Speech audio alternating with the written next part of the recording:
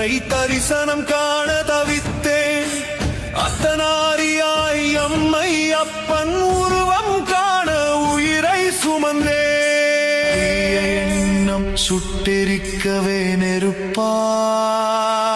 அமர்ந்தாய். வாழ்வின் சுழற்சி கடந்து செல்ல சுடரொளி குருவாய் வந்தாய். தினமும் சொல்லிடுவோம் அண்ணாமலையார் புகழ் ஓங்குக. திருவுண்ணாமலை நாதன் புகழ் ஓங்குக.